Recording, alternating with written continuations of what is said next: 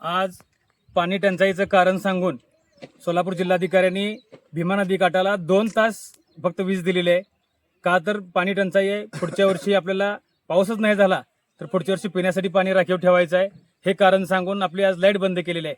आज आम्ही प्रत्यक्षात या भीमा नदीवर जो सादेपूर बंधारा आहे आपला या ठिकाणी आलो. या बंधाऱ्याच्या समोरची पलीकडली नदीच्या पलीकडली बाजू आहे ती कर्नाटकची बाजू आहे आणि एका बाजूला आपण महाराष्ट्र आहे.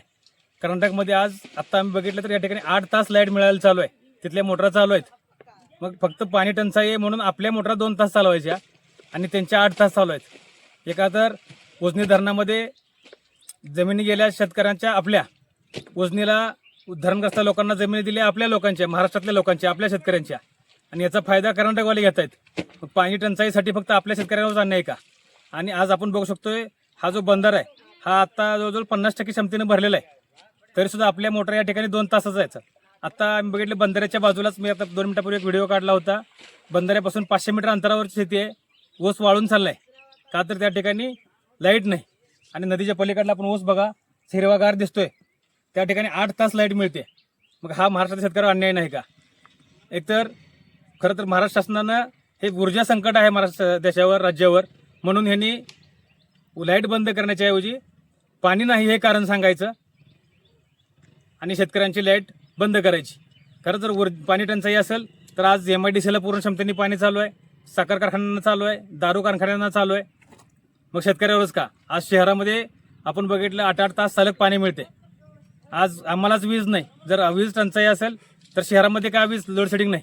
आम्हाला लोडशेडिंग का? तर या सगळ्या प्रश्नाचं उत्तर घेण्यासाठी आणि जिल्हाधिकाऱ्यांना जाब विचारण्यासाठी येत्या सोमवारी 22 जून रोजी जिल्हाधिकारी कार्यालयावर आपण मोर्चा काढतोय आणि कलेक्टर साहेबांना हे चित्र दाखवू. फक्त आमच्यासाठीच का? इथून 50 किलोमीटर एरिया घेतला तर नदीच्या पलीकडल्या बाजूला कर्नाटक आहे, नदीच्या अलीकडल्या बाजूला महाराष्ट्र आहे. आपल्याकडे 2 तास लाईट आहे, पलीकडे 8 तास लाईट आहे. हा महाराष्ट्र शेतकऱ्यावर अन्याय नाही का? म्हणून आम्हाला सुद्धा किमान 6 तास तरी लाईट द्या ही मागणीसाठी आपण मोर्चा घेऊन जातोय आणि त्या दिवशी किमान 6 तासाचा आदेश काढल्याशिवाय आपण त्या ठिकाणी उठणार नाही ही भूमिका आपण सगळ्यांनी घेऊया. आणि मला जे पूर्ण भीमा नदी काठाला म्हणजे उजनीपासून खालच्या कर्नाटकच्या बाउंड्रीपर्यंत अक्कलकोटपर्यंत सर्व शेतकरी बांधवांना आवाहन करतोय. हा आपल्यावर अन्याय आहे. फक्त 2च तास लाईट का? नदीमध्ये पाणी साठा शिल्लक असताना 2 तास लाईट मिळते म्हणून किमान 6 तास लाईट चालू करा. या मागणीसाठी आपण सोमवारी जिल्हाधिकारी कार्यालयावर मोर्चा घेऊन येतोय. त्याच मोर्चात सर्व शेतकऱ्यांनी सहभागी व्हावे.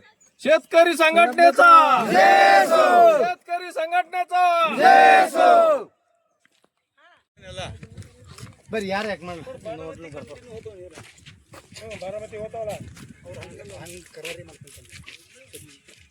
आपल्या सरकारने सुद्धा शासन महाराष्ट्र शासन सुद्धा प्रत्येक ठिकाणी असे बंधारे बसवायला पाहिजेत.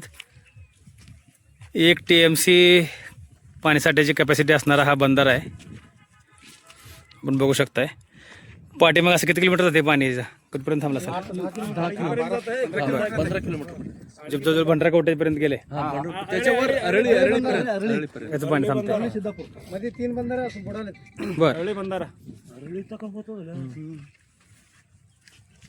म्हणजे 1-1.5 TMC पर्यंत ह्याची पाण्याची कॅपॅसिटी आहे. आता उघडलं हो 4-5 दिवसापासून उघडले ते ट्रिपल पॅक. त्याच्यावर 12 फूट पाणी थांबतंय. जुना पुरावर हाताळी उरी होते.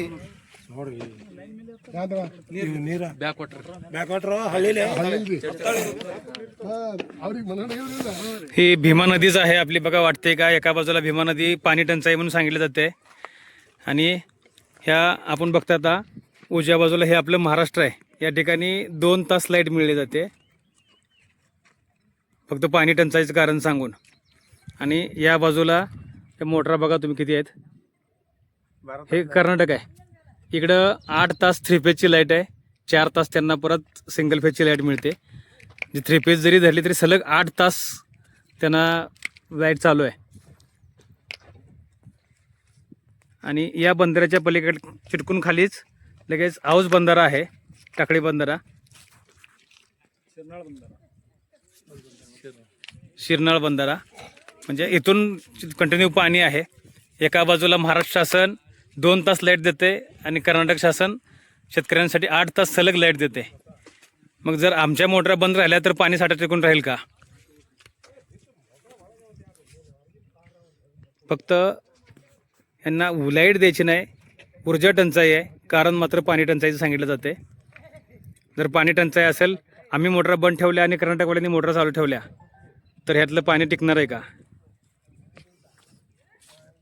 इथून पूर्ण बघू शकतो आपण, वडापूरपासून त्या बाजूला कर्नाटक आहे, खाली अक्कलकोट हिळीपर्यंत. एका बाजूला महाराष्ट्र आहे, एका बाजूला कर्नाटक आहे. जवळजवळ असं 40-50 किलोमीटरचा एरिया आहे, जिथं नदीच्या दुसऱ्या बाजूला कर्नाटकची बाउंड्री आहे. कर्नाटकचे शेतकरी आहेत. तिथं लाईट 8 तास चालू आहे आणि आपल्याला 2 तास.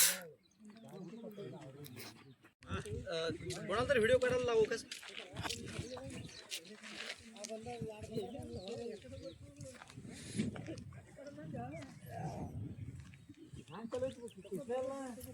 मला काय अजून भरती नाही येत गाडी, नांद्याक ತಂದಿಲ್ಲ ರೇಸ್ ಮಾಡೋದು ಯಾರ್ದು ಗಾಡಿ ಹಳೆ ಹಿಂದಿನ ಬಂದು ಹಿಂದಕ್ಕೆ ಸರ್ ಬೆನ್ನಾಗ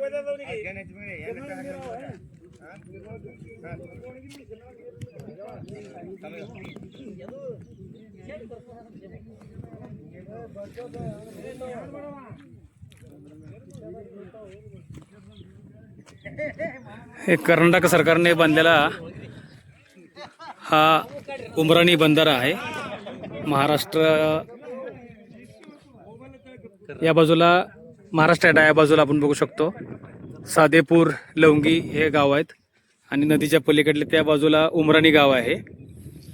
कर्नाटक सरकारने बांधलेला हा बंधारा 1 TMC पाणी साठ्याची साईज कॅपॅसिटी आहे. आपण बघू शकतो त्या ठिकाणी बंधारा आहे.